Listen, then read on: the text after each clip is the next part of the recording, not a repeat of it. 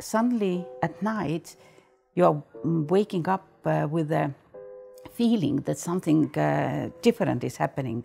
And opening your eyes, you see people in the uniforms around your bed at night and telling you that now you have 1 hour, get up, get your children, get your family, and within 1 hour we will move you to live to another place.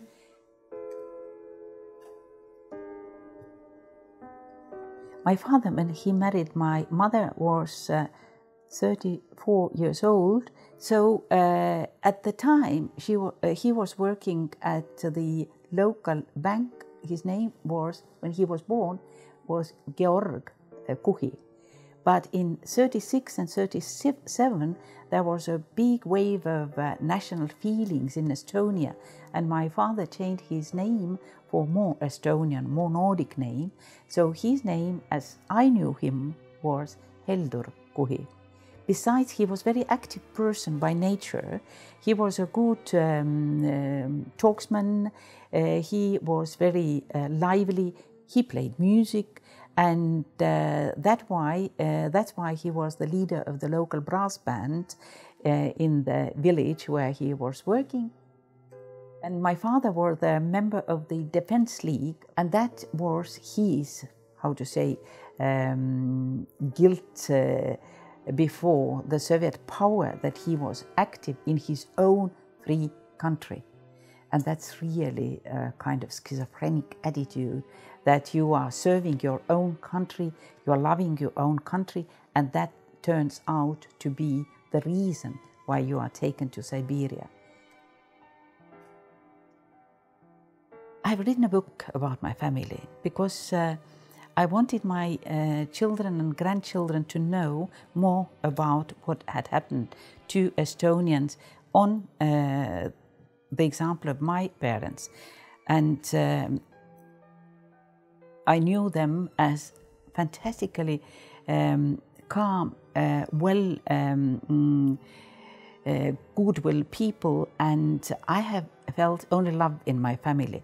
And thinking now back to that, I think that it came also from the time that they saw that there is so much horror what can be in the world, that they cherished the family life very much. And when it came up out in Estonia, then it happened very often that I went, because of my work, to different places, villages, cities, and people come and say, "Oh, I have read your book. It is like my grandmother. It's like my grandfather. It's like my family members," because it is the story of Estonian people. Then many of my Danish friends started to ask that, please, we would like to read this book also, because in Denmark, they know too little about Estonia and the Baltics in the whole, because for the Soviet power, Denmark was a country not to be talked about. So we didn't know about them and they didn't know about us. I think that Danes also understand us a little more and a little better after reading.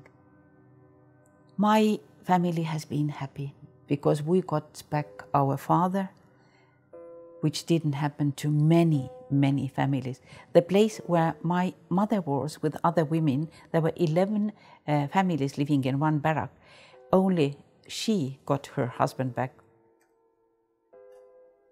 I think the biggest crime what the Soviet power has done is that it has emptied our beautiful homes, because so many homes were left behind empty. And